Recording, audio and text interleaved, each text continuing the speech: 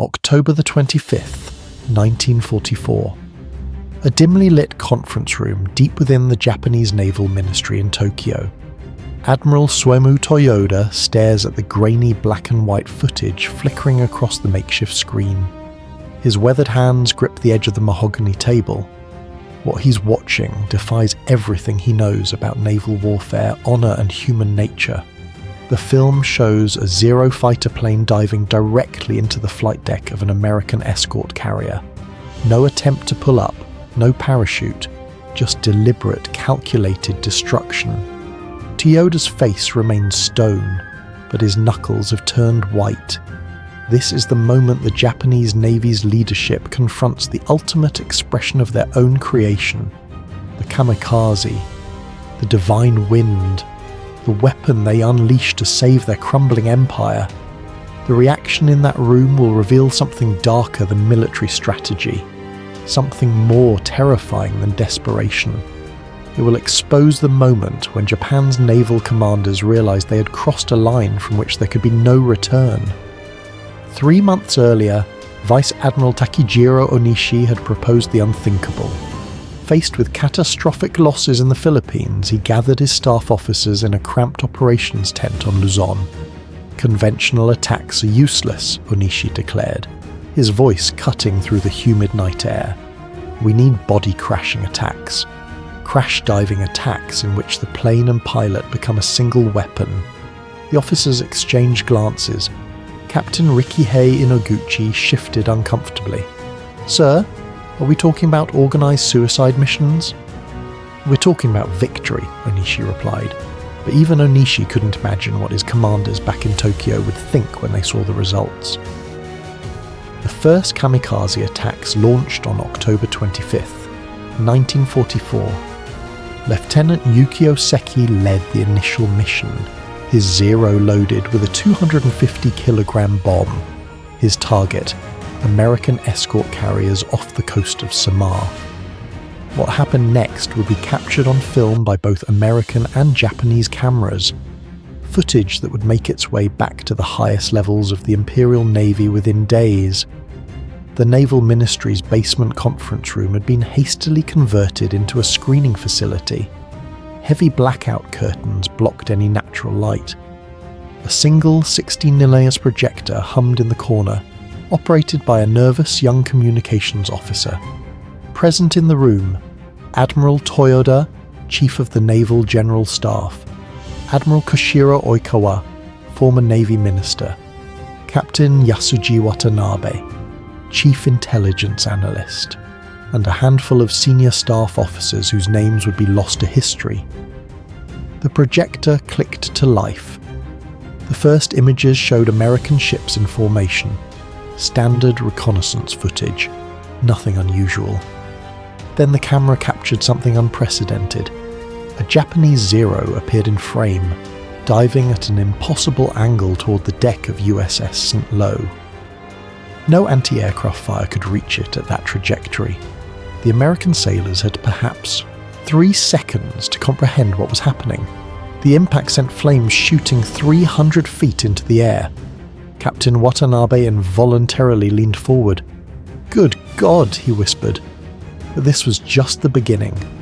The footage continued. More Zeros, more deliberate crashes, more explosions. The camera work was shaky, captured by American sailors who couldn't believe what they were witnessing.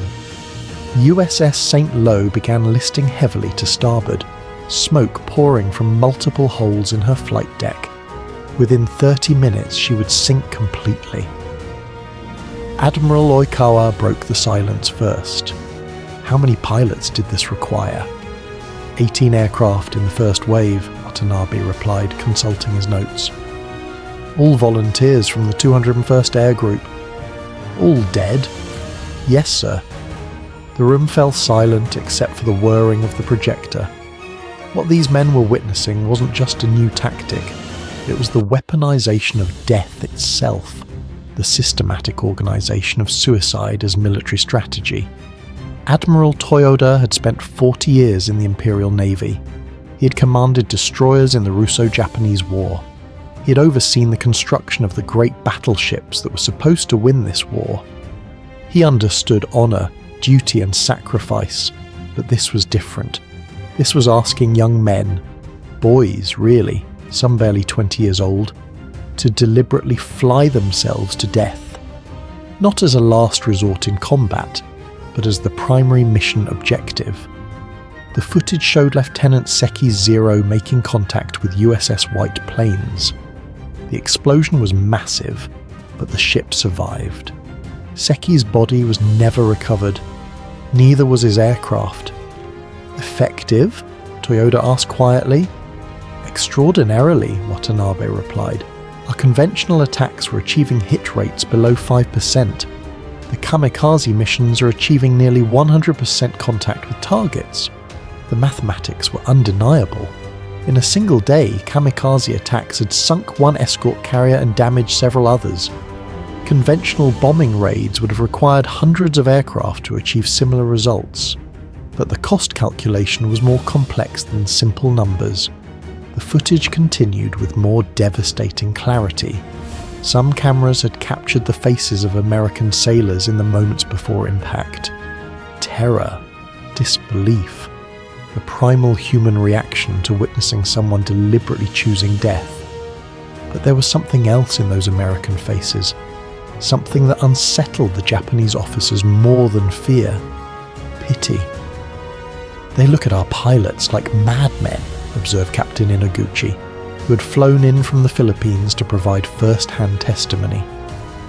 Admiral Oikawa nodded slowly, because to them, that's what we've become. The strategic implications were staggering. Yes, the kamikaze attacks were tactically successful, but they came with a psychological cost that no military manual had ever calculated. Every young pilot who volunteered for kamikaze missions wrote farewell letters to their families. These letters, collected by intelligence officers, revealed boys wrestling with terror, duty, and an overwhelming desire to die with honour for the Emperor. My dear mother, one letter began, by the time you read this, I will have crashed into an enemy ship. Please do not cry for me. I go to protect our homeland. Similar letters arrived by the hundreds. Some pilots wrote poetry. Others included locks of hair for their mothers. Many asked forgiveness for dying before they could care for aging parents. The kamikaze program wasn't just consuming aircraft and fuel. It was systematically destroying the best and brightest of an entire generation. As the footage concluded, Admiral Toyoda faced an impossible equation. The kamikaze attacks were the most effective weapon Japan had deployed since Pearl Harbor, but they were also finite. Japan could build more aircraft, though barely. They could train more pilots, though poorly, but they couldn't manufacture more young men willing to die for the Emperor. Each kamikaze mission depleted an irreplaceable resource. How long can we sustain this rate of operations? Toyoda asked. Captain Watanabe consulted his reports. At current volunteer levels, perhaps 6 months of intensive operations, maybe less if we expand the program. 6 months! Against an American industrial machine that was producing new ships faster than Japan could sink them. The footage had shown them the ultimate weapon, but it had also shown them the ultimate defeat, a military strategy that guaranteed its own extinction. The projector clicked off. The room remained dark for several long moments. These men had dedicated their lives to the Imperial Navy. They had sworn sacred oaths to the Emperor. They had believed, genuinely believed, that Japanese spirit could overcome American materialism. But the footage had shown them something their military training had never prepared them for. The systematic organization of death as policy. Admiral Toyoda stood slowly. Gentlemen, we will expand the program immediately. The decision was strategically sound. Kamikaze attacks were their only remaining hope of inflicting sufficient casualties to force a negotiated peace. But every man in that room understood they had just committed their nation to a path of national suicide. Not metaphorical, literal. They were asking their sons to die, their students, their protégés, the future of Japan itself. The irony was crushing. In order to save Japan, they would have to destroy it. The footage screening in the Naval Ministry basement lasted less than 30 minutes, but it set in motion events that would consume thousands of young lives over the following months. By war's end, over 3,800 kamikaze pilots would die in organised suicide missions. They would sink or damage hundreds of American ships. They would terrify Allied sailors and demonstrate a level of dedication that defied Western understanding, but they would not change the outcome of the war. The Japanese naval commanders who watched that first kamikaze footage understood this fundamental truth. They knew the mathematics, they knew the industrial capacity numbers, they knew Japan could not win, yet they expanded the program anyway, because in that dark room, faced with the choice between certain defeat and desperate honour, they chose honour, even when honour meant death, even when honour meant asking others to die. The footage that flickered across that makeshift screen in October 1944 captured more than successful attacks against American ships. It captured the moment when Japan's naval leadership crossed the final moral boundary of warfare. The moment they weaponized death itself. The moment they realized that sometimes the most effective military strategy is also the most horrifying. And the moment they learned that watching young men choose death for the Emperor would haunt them for the rest of their lives.